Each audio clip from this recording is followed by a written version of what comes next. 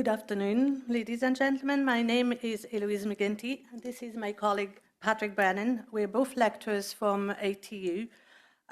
You're very welcome to your presentation today, and thank you for staying on this beautiful Friday afternoon. So we will be describing today the UDL-Informed program review that we have conducted across ATU campuses. So first, just to give you a little bit of introduction, we're going to go over the background to our UDL-Informed program review.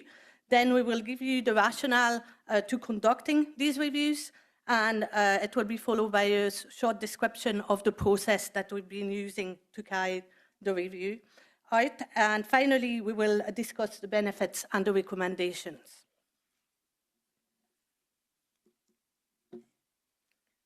So first of all, just for a little bit of background, the UDL-Informed program review was initiated by the ATU UDL Center of Excellence. We've heard about it over the last couple of days.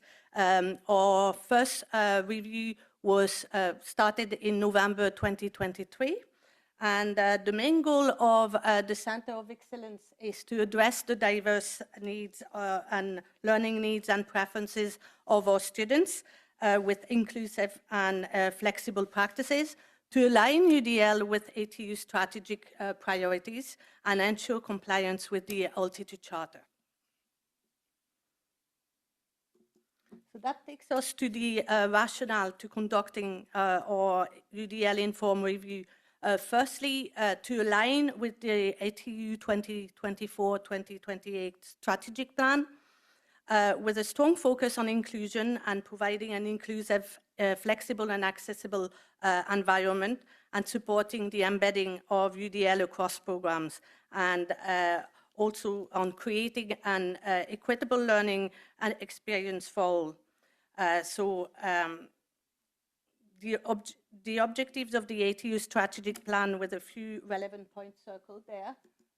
So you can see one of them there is commit to excellent teaching practice underpinned by UDL, embed flexibility in our design and delivery, implement a curriculum that is increasingly considerate of different needs, champion equity for underrepresented groups, and finally embrace a multicultural and diverse student population.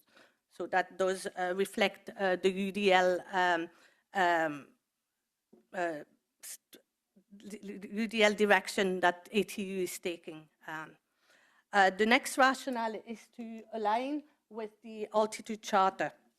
So the Altitude Charter is a system-wide integration across teaching, and it's seeking as well to design inclusive programs and inclusive teaching practice for all, and also to align with standards, national and international. So for example, you have the National Access Plan that we mentioned, it was mentioned this morning, the SDGs 4 and 10, and also the Irish equality and disability legislation.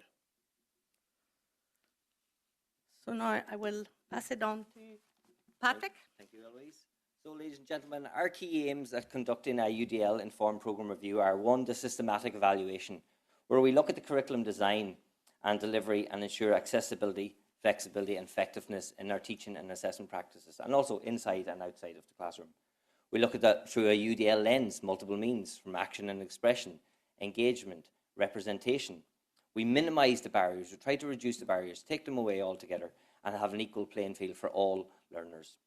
Inclusivity and diversity, we look at the disabilities, we look at abilities, neurodiversity and varied cultural backgrounds. And we're at some wonderful workshops there today, even looking at what the prison services are doing, which is fantastic.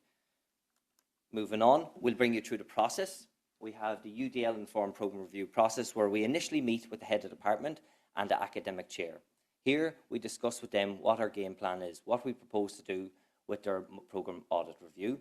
Then, once they get the green light and we inform them what we require from them, they'll provide us with the module descriptors of each module of the program. If it's a 4-year honours degree program we're reviewing, will receive all the module descriptors and a list of academic lectures that are attached to each module. Then with that, we followed on through and meet the team, the academic team, where we have a 20 to 30-minute presentation, and we'll discuss them through the UDL process. And we're reviewing the module descriptors, not an audit or not an examination on their teaching practices or their methods, but it's solely on the document, on the module descriptors. And we're looking at it through a UDL lens where there's room for improvement from action and expression, from engagement, and from the representation. Once the team have met with us, we then provide them with some documents, and we ask them to complete a one-page document, which I'll share with you in a moment. And then myself and our UDL Centre of Excellence team will go away and we'll review the documents and we'll provide feedback in a 20, 30-minute presentation after that. So following on, for example, we provide them with a communication channel. So we set up a Teams folder, and only the academic lecturers and the head of department and program chair that is involved in that program have access to that document. And we have a list of all the lecturers involved with each module. They can go up, upload, download their module descriptor, and then the checklist, which will come with you now in a moment. And they'll go through a checklist, and they'll 9 questions, and they'll cross-check it with their module on where there's room for improvement. And surprisingly enough, a lot of lecturers have to give themselves a tap on the back because we are actually practicing and embedding and implementing UDL practices on a daily basis, but they just haven't got it titled or capped with that heading. So we have the module descriptors uploaded on a document. Then we have questions attaching materials and classroom practices and how to use the toolkit. And we have a 1-page to show them how to conduct that review. So the Excel tool then is where we construct an Excel sheet, and we'll put up all the module responses, and we'll see our response from where their strengths are and where there's rooms for improvement. And then we meet the team at the last moment then for a 30-minute presentation, and then we provide them with some extra resources around UDL if this is where their areas are needing strengthening. So for example, you can see here, you have an inclusive module toolkit, you'll have module documents, and you have a folder where the lecturers can upload their completed 1-page document. So it's a 1-page document, should only really take about 10 minutes tops per module. For example, the list, you have your inclusive module audit, which we'll come to in a moment, and you have the instruction form. It's a 1-page instruction where they list it from 0 to 5. 0 might be provide a score if the area has not been considered previously. An area can be deemed considered when it has been tabled in at least once in the senior level, or 1 might be if there has been considered and has been addressed poorly, but maybe 5 might be, yes, I practice that, I embed that in my practices on a daily basis.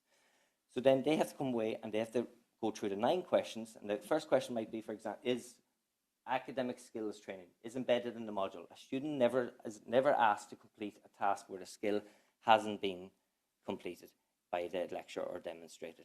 And then you grade yourself if it's a 5, a 4, a 3, or 2, or 1. And now I'm going to hand you over to Eloise, which will bring to you in more detail the audit toolkit results. Right, so that's the actual document we're using to process the responses. So as you can see there at the top, you have 21 numbers, and that was the number of modules that we have for a 4-year honors degree that we audited. So we had 21 modules, and then you have the questions there that you have just seen on the 1-page form that Patrick was showing you. So you have each questions there, and then we have just added all the responses on each module number, basically. So what you have then on the right-hand side is the averages. So we've calculated the averages that we've got for each question. So basically what it gives us here is it gives us a good feel for where the gaps are and where the strengths are. So for example, if you're looking at the third one going down, you've got 271, an average of 271. So that displays that it's something that is not actually used in practice all the time. So that's for that question is using glossary for introducing new vocabulary, etc.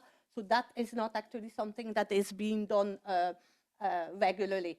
And then if you look, it's hard to see there, but the third one down, has a score of 371 as well, which is quite low. So that's for group work. And the final one has a score of 3, which is also quite low, and it is related to feedback and feed forward. So students are not always given feedback or feed forward before, when, in drafts, for example, to complete a complicated assignment.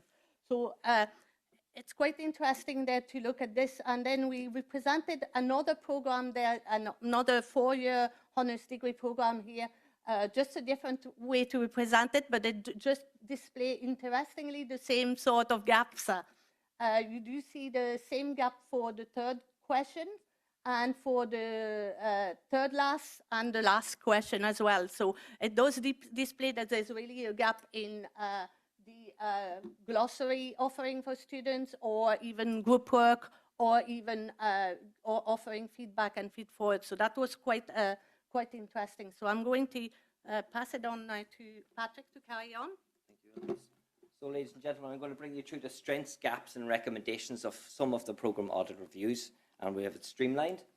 For example, now the strengths were identified in the first module, first program audit was, overall, we can see that there is a good effort at active learning, with activities that are engaging and encouraging discussion.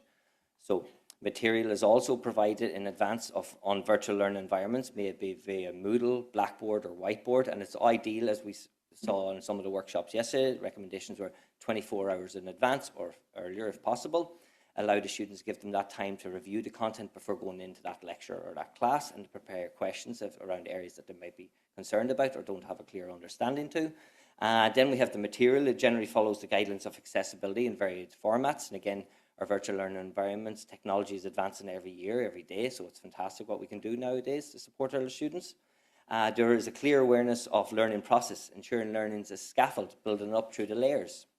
Learners have the opportunity to discuss one-to-one with the lecturer if needed, and as Eloise said earlier, if we submit a draft in advance, they can get some constructive, positive feedback before they have to do that final submission, and help them achieve their learning outcomes at a higher grade. Inclusive, the gaps that were identified, the glossary enhances accessibility of module content and represents good pedagogical practices. However, when lecturers are assigned new modules, and we had this discussion with the program teams, when they're assigned new modules, we're all tightened up with time constraints in preparing and delivering content with the limited immediate integration of the UDL best practices. So we try to encourage at least a +1 approach if possible. But again, time is a big challenge. Group work is a key principle of UDL, promoting peer learning, skill development, and a sense of community that enhances inclusivity and productivity. And feedback and feed forward, as Eloise alluded to, is essential for learners to assess what they need to work on, engage their progress. All right, and following through, then for final recommendations, know your students' strengths and barriers. Try to build that rapport. Try to talk to each individual student if possible. I know it's challenging if you have 100 or 200 plus students in a classroom, but there's more smaller, close-knit from 40 to 50 or 20 students. Try to build up that rapport with them. So then we look at share content, various formats, from plain language, summaries, detailed readings, videos, and podcasts to enhance their accessibility and their comprehension, and something that they might be interested in, like that they bring through for their future careers. So if they follow podcasts on various industry topics. Use of digital materials, provide accessible digital content, which allows for text-to-speech, adjustable font sizes, for example. Offer students choice in order to demonstrate their learning and understanding. Even, for example, it could be choice in assessment, giving them multiple forms of choice in assessment. Not always does it have to be a written piece of document. It could be an academic poster or a voice-over PowerPoint presentation. And then finally, we'll be looking at the final recommendations and try to encourage all your academic staff to complete that UDL digital badge. It's vitally important that all the team follow in, and then they will all benefit together and share knowledge and practices together. Turn and talk. Think, pair, and share. I'm going to go quickly here because I know time's short. We'll look at the polling and quick write. Some extra food for thought to go away for the weekend. So, ladies and gentlemen, thank you very much for your time and any questions. We do have references. It obviously didn't slip into this slide here, but it has been sent in. So hopefully you'll get it online. Thank you very much.